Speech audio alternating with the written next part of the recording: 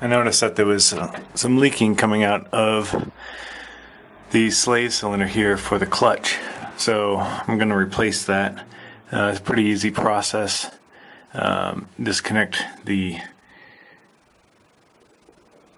Is that focused? Okay. Disconnect the clutch line here. I'm going to also replace that, which connects up in there. So I'm going to undo that connection up there, replace the clutch line. Here I just got a temporary stopper on it so that all the clutch fluid doesn't drain out. You take off the cotter pin here and then release the pin that's going through the slave's push rod to the actual actuating arm of the clutch. And then disconnect these two bolts. These are 9/16, and then the slave cylinder come out, and then put the new one back in. Pretty easy.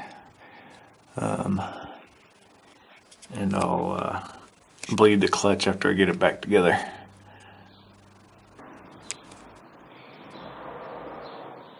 Whenever you're replacing parts of the clutch slave cylinder, you want to make sure you replace this Clevis pin. You can see a little bit of wear on this one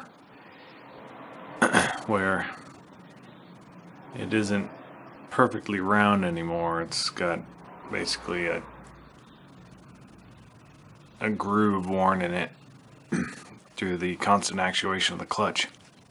So you replace that with a new one, and then you'll make sure that you continue to get full throw of the clutch, and disengagement and engagement will happen as it should. You can see here the new slave cylinder, and I have a new push rod, and I've taken off the dust cover, the dust boot, and what I'm going to do is just going to put a little bit of grease in here where the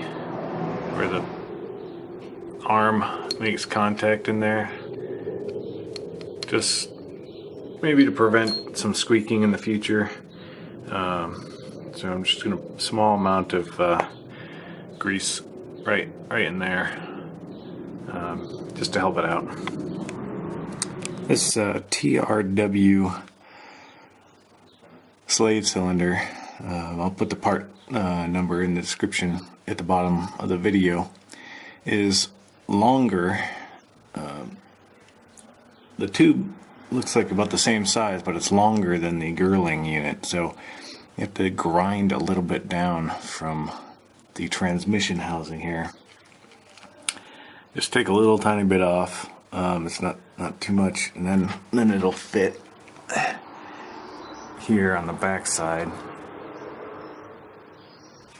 when you mount the unit.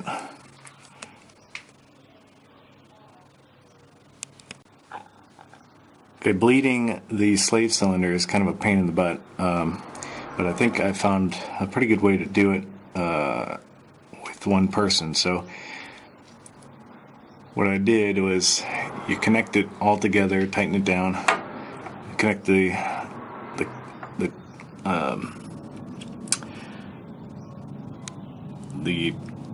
clutch flexi line. Make sure it's all tightened down, and then disconnect the two bolts that hold the slave cylinder to the transmission. Remove the rod that goes in, and then kind of let the unit hang. And then when you do that, open up the bleed valve, and you'll hear the air bubbling out, and eventually the fluid will start coming out. Now if you work the unit around in a circular motion as you're doing it, you'll get all the air bubbles out. Then once you hear, or you stop hearing the bubbling from the air, close off the bleed screw, and then give the unit a couple taps, shake it around a little bit, and make sure you have the bleed screw at the topmost position. As you're doing that, open the bleed screw again. You probably hear some more bubbling as the rest of the air escapes, and then tighten it all, close it all off after the fluid starts to flow, and that should be it. That should get most, if not all, of the air out of the system. As a final step of the bleeding process, crack the bleeder screw and then push the plunger back into the unit. That'll make sure you get all the air out. Tighten it down. You can put the rubber gasket back on.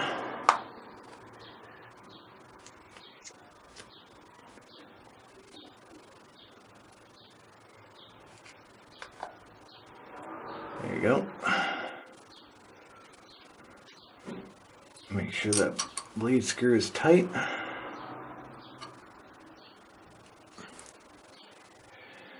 And just feed the plunger back in there and attach the bolts.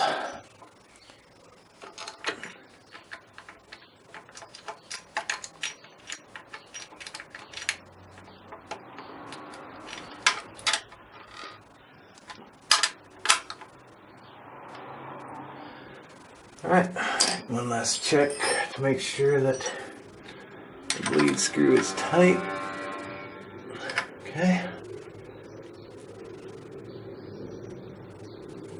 Seal back on. Clean everything up.